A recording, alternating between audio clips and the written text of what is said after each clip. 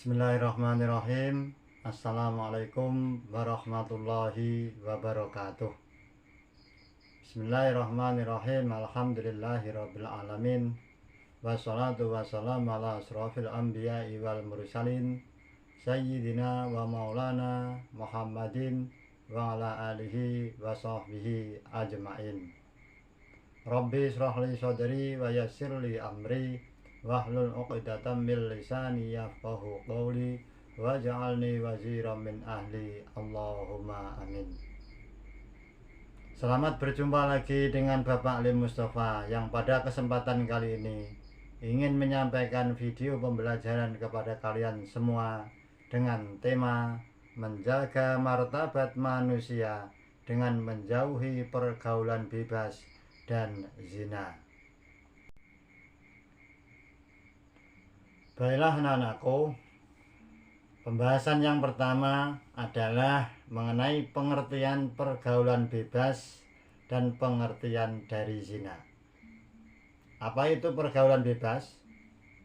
Pergaulan bebas adalah melencengnya pergaulan seseorang dari aturan Islam atau pergaulan di luar batas atau pergaulan liar.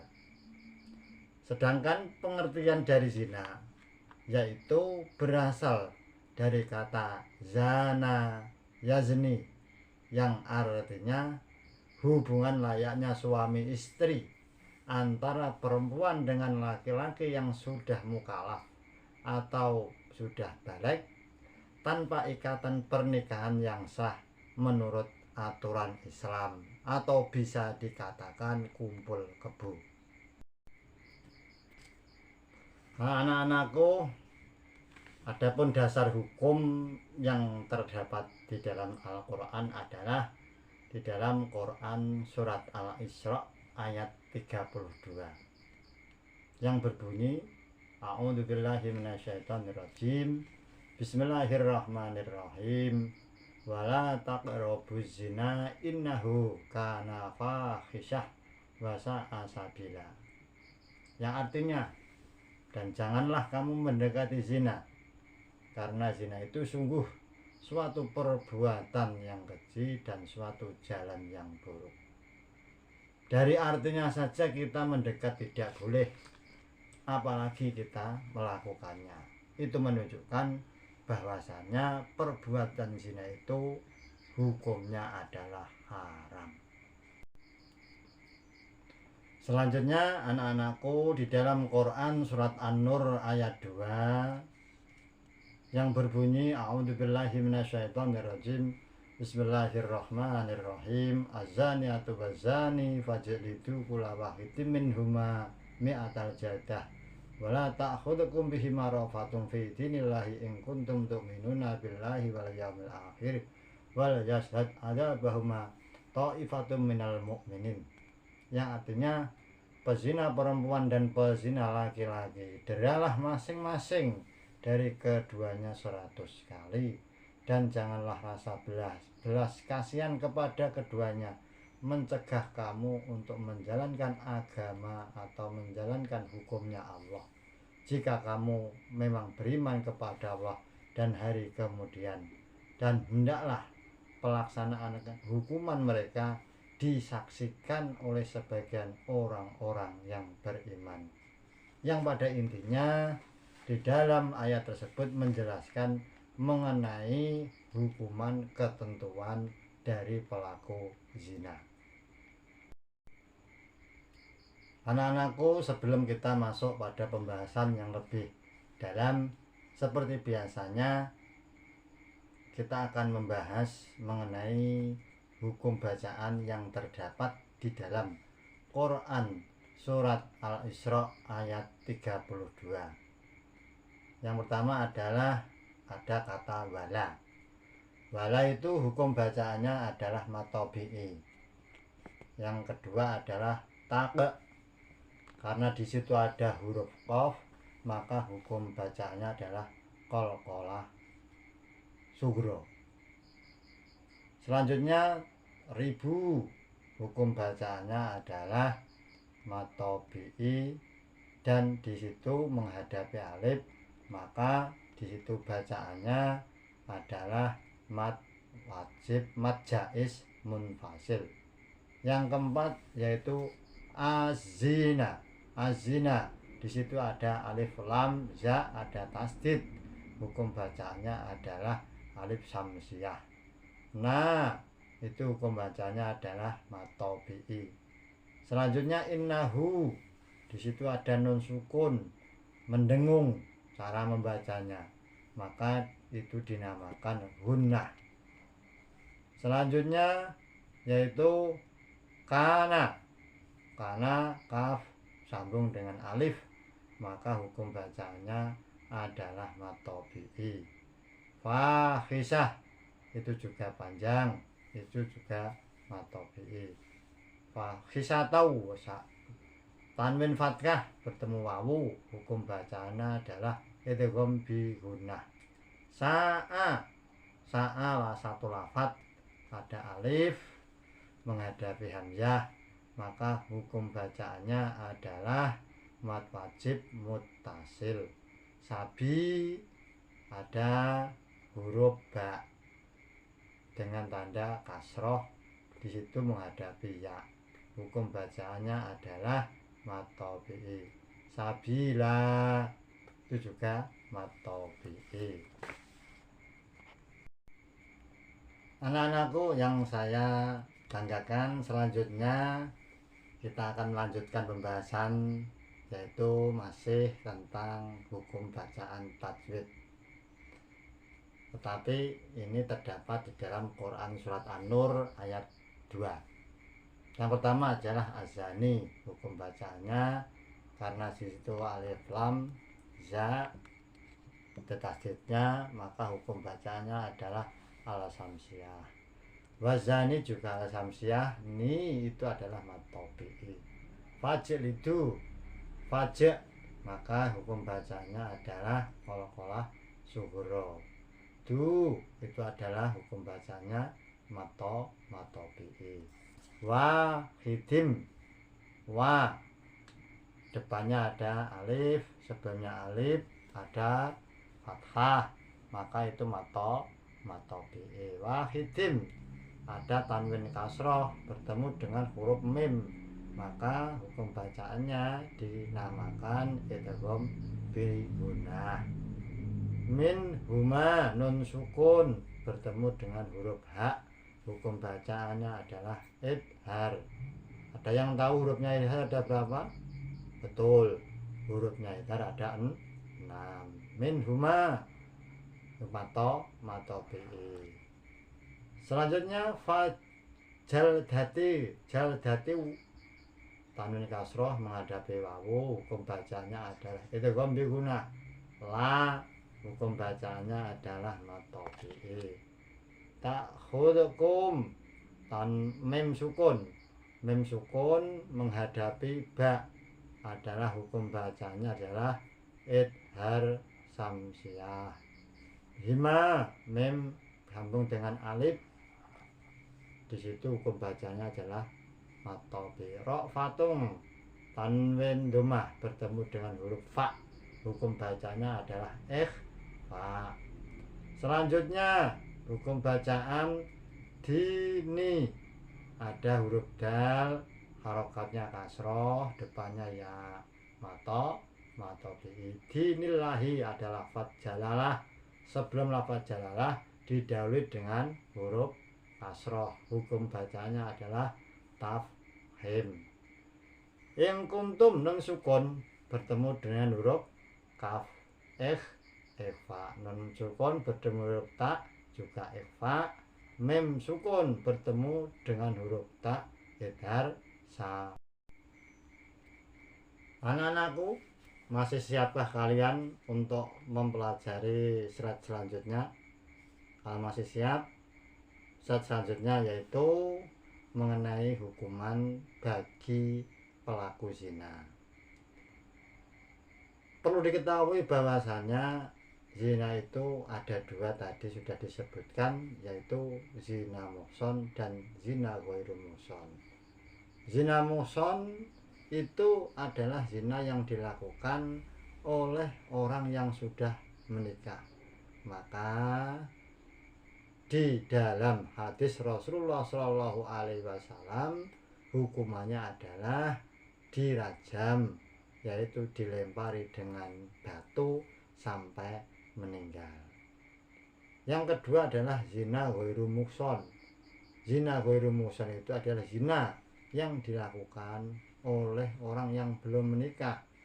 Artinya pezina masih berstatus lajang atau belum pernah menikah. Maka hukumannya didera sebanyak 100 kali dan diasingkan selama 1 tahun. Hal tersebut berdasarkan di dalam Quran surat An-Nur ayat 2. Anak-anakku, selanjutnya yaitu hal-hal atau perkara yang bisa menjerumuskan kita, yang bisa mengantarkan diri kita kepada perbuatan zina. Na'udzubillah, summa na'udzubillah min dzalik. Yang pertama adalah yang biasa dilakukan oleh anak-anak muda-mudi sekarang, bahkan sudah umum, padahal itu perbuatan yang dilarang di dalam agama. Yang pertama adalah yang bisa mengantarkan ke perbuatan zina, yaitu berpacaran. Dalam agama tidak boleh. Yang kedua, berduaan dengan lawan jenis yang bukan muhrimnya. Yang ketiga adalah menyentuh dan memandang perempuan yang bukan mahramnya. Ketiga hal tersebut bisa jadi mengantarkan diri kita kepada perbuatan zina apabila kita melakukannya.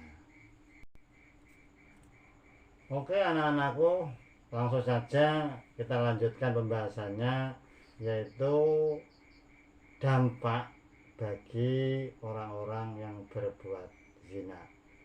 Dampaknya ini ada dua, yaitu dampak yang bisa dirasakan ketika masih di dunia dan dampak nanti yang akan ditanggung di akhirat.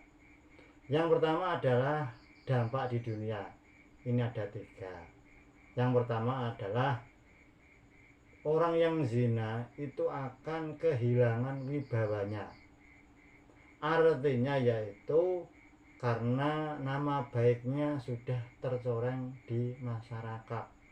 Yang kedua adalah mengakibatkan kefakiran, karena pada dasarnya orang pelaku zina itu sangat menguras biaya, maka dia akan menuruti hawa nafsunya tersebut. Yang ketiga adalah orang pelaku zina umurnya akan berkurang dikarenakan dia terjangkit penyakit kelamin seperti HIV, seperti sifilis dan lain sebagainya. Belum nanti dampak di akhirat itu sangat luar biasa. Yang pertama adalah dampaknya nanti di akhirat pelaku zina itu akan mendapatkan murka dari Allah Subhanahu wa ta'ala. Allah sangat murka terhadap pelaku zina. Yang kedua adalah hisabnya sangat buruk, karena mohon maaf banyak sekali perbuatan yang melanggar aturan agama, maka hisabnya sangat buruk sekali. Yang ketiga, pada akhirnya dia akan dimasukkan ke dalam nerakanya Allah Subhanahu wa ta'ala dan akan mendapatkan siksaan di dalam neraka. Selanjutnya anak-anakku, kita telah mengetahui pengertian zina, dalil, dasar hukumnya, dampak-dampaknya. Maka kita sebagai seorang muslimah, bagaimana cara kita menghindari zina? Yaitu dengan cara apa? Yang pertama adalah dengan cara menjaga pergaulan yang sehat dan menghindari pergaulan bebas. Yang kedua yaitu dengan cara menjaga kehormatan sendiri dan keluarga kita. Yang ketiga, menjaga aurat dengan cara mengenakan pakaian yang baik dan pakaian yang sopan. Yang keempat, yaitu selalu menjaga pandangan mata kita.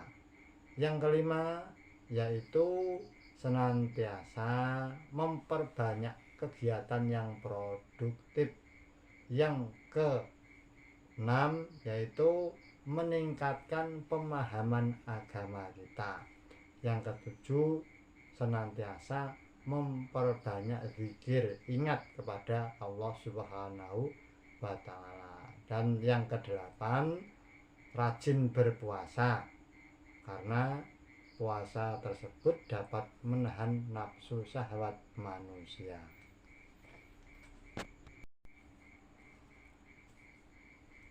Anak-anakku, pada slide selanjutnya yaitu kita akan menjelaskan tentang hikmah larangan pergaulan bebas dan zina. Jadi dengan kita menjauhi perbuatan zina atau perbuatan yang mengarah ke zina, maka hikmahnya adalah kita tidak termasuk orang yang dibenci atau orang yang dilaknat oleh Allah Subhanahu wa Ta'ala. Hikmah yang kedua yaitu mendorong manusia untuk bertakwa dan beriman kepada Allah Subhanahu wa Ta'ala. Dengan kita menghindari zina, otomatis kita itu sama dengan orang yang bertakwa. Yang ketiga, kita akan terhindar dari penyakit kelamin dan pencampuraduan keturunan. Yang keempat, yaitu mendorong untuk mendapatkan keturunan yang baik dalam pernikahan. Yang kelima, yang paling pokok adalah agar kehormatan diri, kehormatan keluarga, dan kerabat akan terjaga. Terakhir, saya berpesan khususnya kepada pribadi saya, umumnya kepada anak-anak semuanya, jangan kotori lembar kehidupan kita dengan perbuatan zina, karena zina hanya akan membawa malapetaka. Jangan nodai diri kita dengan hubungan yang terlarang, karena akan membawa ke lembah kehancuran. Dan jangan coba-coba mendekati zina kalau tidak mau menyesal selama-lamanya. Akhirnya, wabillahi taufiq wal hidayah. Wassalamualaikum warahmatullahi wabarakatuh.